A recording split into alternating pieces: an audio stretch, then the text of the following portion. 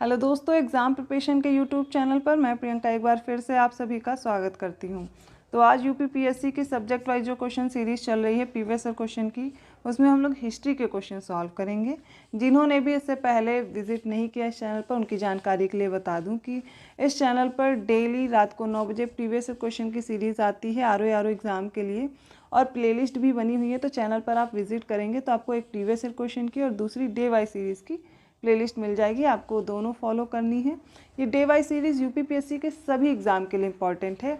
पूरी जीएस आपको वहाँ पर मिल जाएगी। जो भी लेटेस्ट ट्रेंड है, लेटेस्ट पैटर्न है, एग्ज़ाम पैटर्न है, उसको ध्यान में रखते हुए ये डे वाइज सीरीज़ आपको प्रोवाइड की जा रही है।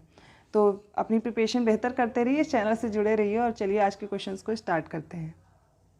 देखिए 225 क्वेश्चन हम लोग ऑलरेडी सॉल्व कर चुके हैं। आज 226 क्वेश्चन है, जिसमें पूछा गया गुजरात चंद्रगुप्त मौर्य के साम्राज्य में सम्मिलित था, यह प्रमाणित होता है। और पूछा गया है किससे? ऑप्शन ए है ग्रीक विवरणों से, ऑप्शन बी है रुद्रदामन के जूनागढ़ अभिलेख से, या फिर सी है जैन परंपरा से, और डी है अशोक के स्तंभलेख सेकंड से।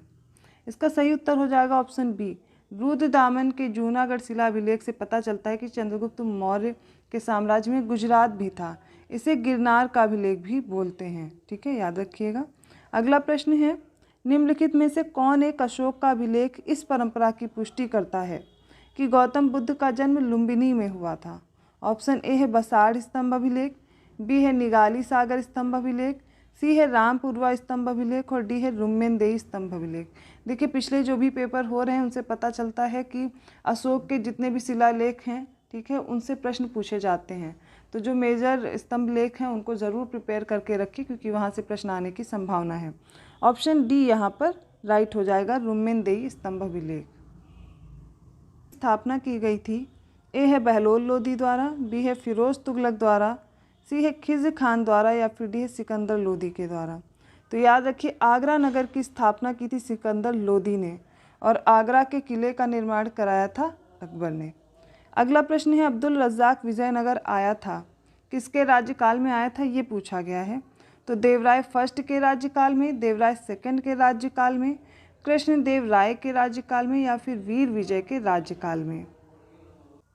तो याद कर लीजिए, अब्दुल रज़्ज़ाक एक फारसी यात्री था, ठीक है, इस्लाम का विद्वान भी था। तो ये आया था देवराय सेकंड के राज्यकाल में, ठीक है, लगभग 1440 के दशक में आया था। और ये एक राजदूत के रूप में भी था। उनका नाम है, तैमूरी वंश के शासक थे शाहरुख, उनका राजदूत था।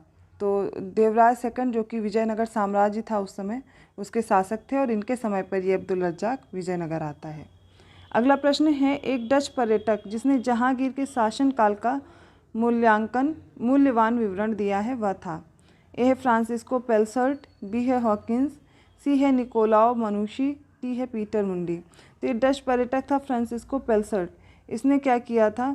जो जहांगीर का शासनकाल है उसका विवरण दिया था। ऑप्शन ए राइट है। अगला प्रश्न है, मुगल चित्रकला की आधारशिला रखी थी, ये किस मुगल शासक ने रखी थी पूछा गया है। ऑप्शन ए है बाबर ने, ऑप्शन बी है हुमायूं ने, ऑप्शन सी है अकबर ने, और ऑप्शन डी है जहांगीर ने। इसका सही उत्तर हो जाएगा ऑप्शन बी, हुमायूं ने मुगल चित्रकला की आधारशिला रखी थी। अगला प्रश्न है, इनमें से कौन सा सही सुमेलित नहीं है? अब कुछ दिए गए हैं गवर्नर्स, और उनके सामने दे दिए गए हैं कि कौन सा युद्ध उनके समय पे हुआ था। जिन्होंने भी गवर्नर जनरल और वायसराय नहीं किए हैं, डे वाइज सीरीज कर लीजिए, कंप्लीट कर लीजिए, तो क्वेश्चन गलत नहीं होंगे। ए है हेक्टर मुनरो, हेक्टर मुनरो के समय बक्सर का युद्ध दिया गया है। बी है लॉर्ड हेस्टिंग, इसके समय पे आंग्ल नेपाल युद्ध दिया गया है। सी है लॉर्ड वेलेस्ली, इसके समय पे चतुर्थ आंग्ल मैसूर युद्ध दिया गया, और लॉर्ड कॉर्नवालिस के समय तृतीय मराठा युद्ध दिया गया है। तो पहला ऑप्शन सही है, हेक्टर मुनरो के समय बक्सर का युद्ध होता है 1764 का। लॉर्ड हेस्टिंग के समय आंग्ल नेपाल युद्ध होता है, ठीक है, ये भी याद रखना है। और ये आंग्ल नेपाल युद्ध याद कर लीजिए, इसकी डेट ये होता है 1817 से 1819 में, माफ़ कीजिएगा, इसकी डेट है 1814 से 1816। यही ख़त्म होता है जब होता है सगौली की संधि 1816 में, ठीक है। तो ये नेपाल का युद्ध हो गया, आंग्ल नेपाल युद्ध। फिर बात करते हैं लॉर्ड वेलेस्ली के समय पे होता है चतुर्थ आंग्ल मैसूर युद्ध, ये सही दिया गया है। देखिए लॉर्ड कॉर्नवालिस के समय पे जो दिया गया है तृतीय मराठा युद्ध, ये गलत दिया गया है। लॉर्ड कॉर्नवालिस रहता है 1786 से 1793 तक, ठीक है, ये टाइम पीरियड है लॉर्ड कॉर्नवालिस का। इसके समय पर तृतीय मैसूर आंग्ल तृतीय मैसूर युद्ध होता है 1790 से 1792 तक। यही ख़त्म होता है किससे? श्रीरंगपट्टनम की संधि होती है 1792 में, तब तृतीय मैसूर युद्ध खत्म होता है। तो लॉर्ड कॉर्नवालिस के समय आपको तृतीय आंग्ल मैसूर युद्ध याद रखना है 1790 से 1792 के बीच, और श्रीरंगपट्टनम की संधि होती है। तो ये तृतीय आंग्ल मराठा युद्ध किसके समय पे याद होता है? वो याद कर लीजिए, ये होता है लॉर्ड हेस्टिंग के समय पे। लॉर्ड हेस्टिंग का समय याद रखिए 1813 से 1823 रहता है, ठीक है, इस समय तक रहता है गवर्नर जनरल। तो इसके समय पे मैंने बताया आंग्ल नेपाल युद्ध हुआ, संगौली की संधि हुई, फिर तृतीय आंग्ल मराठा युद्ध होता है 1817 से 1819 के बीच। ये डेट याद रखनी है, ठीक है। तो ये तृतीय आंग्ल मराठा युद्ध किसके समय पे होगा? लॉर्ड हेस्टिंग के समय पे, याद रहेगा। बढ़ते हैं अगले प्रश्न की ओर।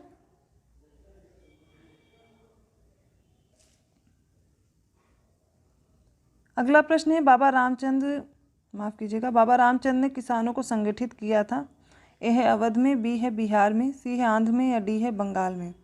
तो देखिए अवध किसान सभा की स्थापना करते हैं बाबा रामचंद्र, और ये होती है 17 अक्टूबर 1920 को, ठीक है। 17 अक्टूबर 1920 ईस्वी में प्रतापगढ़ में अवध किसान सभा का गठन करते हैं कौन? बाबा रामचंद्र, याद रहेगा। चलिए अगला प्रश्न है अखिल भारतीय किसान सभा का प्रथम अधिवेशन आयोजित हुआ था। ए है इलाहाबाद में, बी है कलकत्ता में, सी है लखनऊ में, डी है पटना में। देखिए क्वेश्चन में कई बार करा चुकी हूँ और इसका सही उत्तर है लखनऊ में। अखिल भारतीय किसान सभा का जो प्रथम अधिवेशन होता है वो होता है लखनऊ में। इसकी जो स्थापना होती है वो डेट याद रखिए 1936, ठीक है। वर्ष 1936 ईस्वी में लखनऊ में अखिल भारतीय किसान कांग्रेस की स्थापना होती है, ठीक है, जिसका नाम बाद में बदल के क्या रखा गया था? अखिल भारतीय किसान सभा। और इसके अध्यक्ष कौन होते हैं? इनका नाम याद रखिए, बहुत बार पूछा गया है, स्वामी सहजानंद। महासचिव बनाया जाता है एन जी रंगा को। अब इस संगठन में अन्य सदस्य भी थे, और कौन कौन से थे? नरेंद्र देव थे, इंदुलाल याग्निक थे, राम मनोहर लोहिया थे, जयप्रकाश नारायण थे, सोहन सिंह जोशी थे, और बंकिम मुखर्जी थे। ये कुछ नाम है इसमें अखिल भारतीय किसान सभा में, याद रखिएगा। अगला प्रश्न देखते हैं।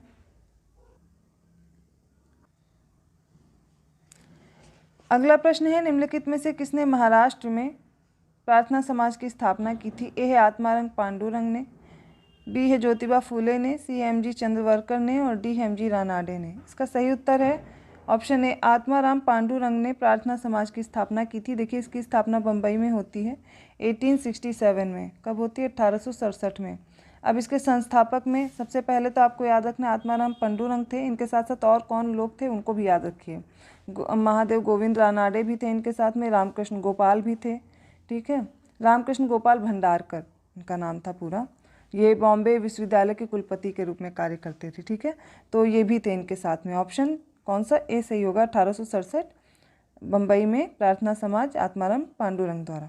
अगला प्रश्न है 236वां, निम्नलिखित में से किस गवर्नर जनरल ने भारत में दास प्रथा को समाप्त किया था? ए है कॉर्नवालिस ने, बी है लॉर्ड एलनबरो ने, सी है लॉर्ड विलियम बेंटिक ने, और डी है सर जॉन सोर ने।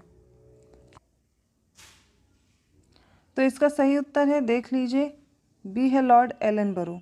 लॉर्ड एलनबरो के समय पे दास प्रथा पर प्रतिबंध लगा था 1843 में। कब? 1843 में, याद रखना है। अब इसके साथ साथ देखिए विधवा पुनर्विवाह जो आता है वो लॉर्ड कैनिंग के समय पे होता है 1856 में। नेटिव मैरिज एक्ट आता है नॉर्थ ब्रूक के समय में 1872 में। एज ऑफ कंसेंट एक्ट आता है लैंसडाउन के समय पे 1891 में। शारदा एक्ट इरविन के समय पे 1930 में। शिशु वध पर प्रतिबंध लगता है वेलेजली के समय पर, और ये होता है 1798 से 1805 में। सती प्रथा पर प्रतिबंध लग जाता है लॉर्ड विलियम बेंटिक के समय पे, ये दिया है ना एक ऑप्शन, 1829 में। दास प्रथा पे हम लोग पढ़ चुके हैं लॉर्ड एलनबरो द्वारा 1843 में, याद रहेगा। आगे बढ़ते हैं। अगला प्रश्न है भारत में थियोसॉफिकल सोसाइटी की सफलता मुख्यतः थी। ए है एनी बेसेंट के कारण, बी है कर्नल एच एस अलकाट के कारण, सी है सर विलियम क्रुक के कारण, या फिर एम मालवीय के कारण। तो याद रखिए, देखिए सबसे पहले याद कीजिए जो थियोसॉफिकल सोसाइटी है इसकी स्थापना होती है 1875 में। एक रूसी महिला होती हैं एस पी ब्लैटवर्स्की, और इनके साथ होते हैं कर्नल एच एस अलकाट। ठीक है। ये दोनों लोग मिल करके थियोसॉफिकल सोसाइटी की 1875 में स्थापना करते हैं। पहले इसकी स्थापना न्यूयॉर्क में की गई थी, लेकिन बाद में इसका मुख्यालय कहाँ बनाया गया? मद्रास के निकट एक अडियार नामक स्थान है, वहाँ पर स्थानांतरित किया गया था। अब इसमें सबसे अच्छा रोल आता है एनी बेसेंट का, तो इनकी वजह से इस थियोसॉफिकल सोसाइटी को सफलता मिली थी। अब इसमें आप इनकी एनी बेसेंट की कुछ पुस्तकें हैं, कुछ रचनाएं हैं, याद रखिए, जैसे कॉमनवील है, न्यू इंडिया है, ये सब इन्हीं की हैं।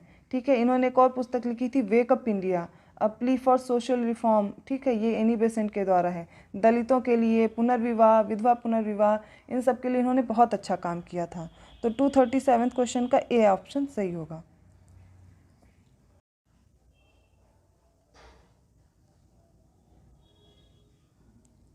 अगला प्रश्न है, इंडिपेंडेंट लीग की स्थापना की थी? ए है लाला लाजपत राय ने, बी है महात्मा गांधी ने, सी है मोतीलाल नेहरू ने, या है डी रास बिहारी बोस ने? तो याद रखिए, रास बिहारी बोस ने इंडियन इंडिपेंडेंस लीग की स्थापना की थी। ठीक है, तो इस सम्मेलन को आपको याद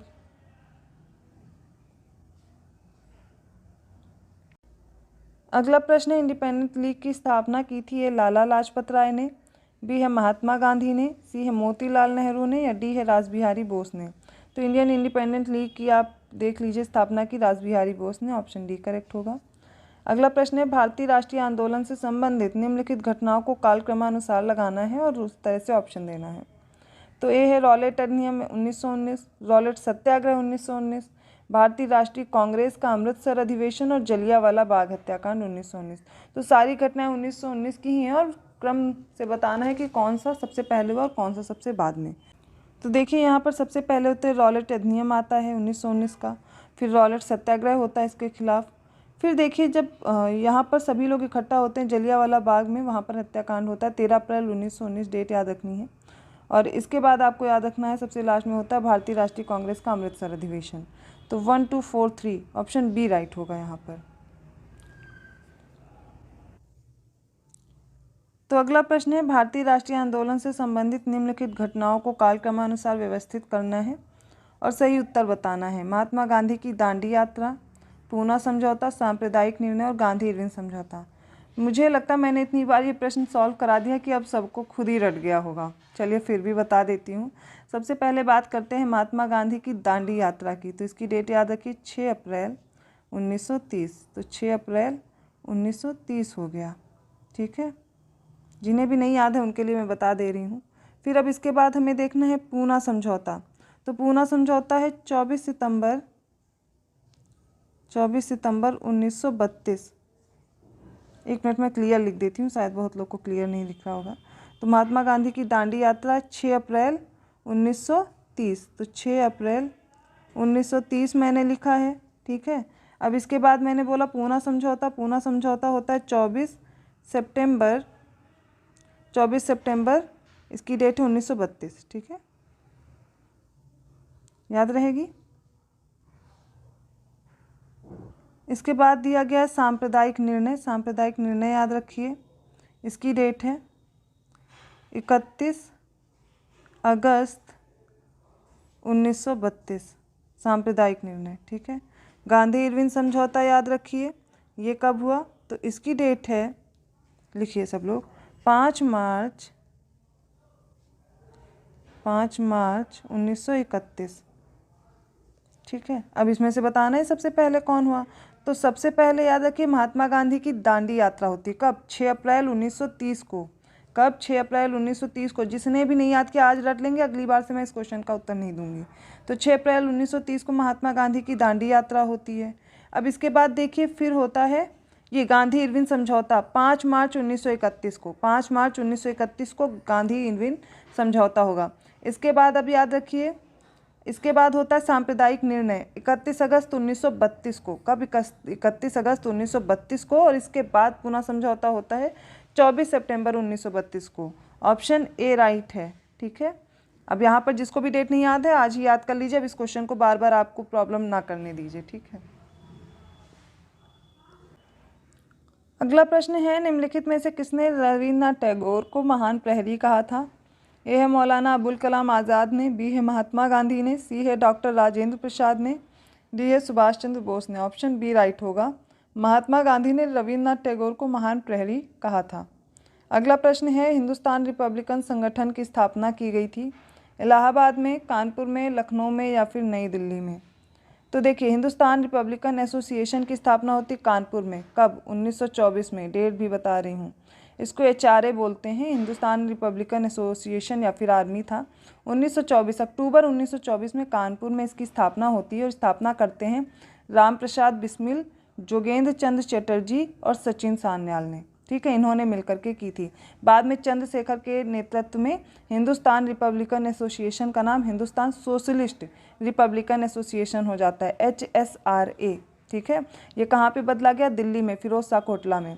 चंद्रशेखर आज़ाद ने भगत सिंह के कहने पर इस संगठन का नाम बदला था। तो अगर भगत सिंह भी ऑप्शन में हो तो आप वहाँ पर वो ऑप्शन टिक कर सकते हैं, चंद्रशेखर आज़ाद और भगत सिंह। याद रहेगा। अगले प्रश्न की ओर बढ़ते हैं। अगला प्रश्न है, निम्नलिखित वक्तव्यों पर विचार कीजिए। एक कथन है, दूसरा उसका कारण दिया गया और सही उत्तर बताना है। ऑप्शन ए है, महात्मा गांधी द्वारा 1922 में असहयोग आंदोलन स्थगित कर दिया गया था। अब इसका कारण दिया गया, इस स्थगन का CR दास और मोतीलाल नेहरू द्वारा विरोध किया गया था। देखिए, 1922 में जो असहयोग आंदोलन है वो गांधी जी रोक देते हैं, ये सत्य है, ये सही दिया गया है। अब इसका जो कारण दिया है, क्योंकि ये इसका विरोध कर रहे थे इसलिए, तो ये गलत है। चौरी चौरा कांड होता है, उसके बाद क्या होता है, गांधी जी असहयोग आंदोलन वापस ले लेते हैं। तो कारण देखिए, ए और आर हैं तो दोनों सही कि चित्तरंजन दास ने और मोतीलाल नेहरू ने इसका विरोध किया था, लेकिन ये इसका कारण नहीं है। तो ऑप्शन ए, ये बी सही होगा। ए आर दोनों सही, परंतु आर ए की व्याख्या नहीं करता है। अब बात की जा रही, भागवत संप्रदाय में भक्ति के रूपों की संख्या है 7, 8, 9, 10। इसका सही उत्तर हो जाएगा ऑप्शन सी, 9। अगला प्रश्न है, बुद्ध कौशाम्बी किसके राज्यकाल में आए थे? ए है शतानीक, बी है उदयन, सी है बोधि या डी है निचक्षु? इसका सही उत्तर है ऑप्शन बी, उदयन के समय पे बुद्ध कौशाम्बी आए थे। तो यहाँ तक हमने कुछ हिस्ट्री के क्वेश्चंस देखे हैं जो कि आपके एग्जाम पॉइंट ऑफ व्यू से बहुत इंपॉर्टेंट हैं।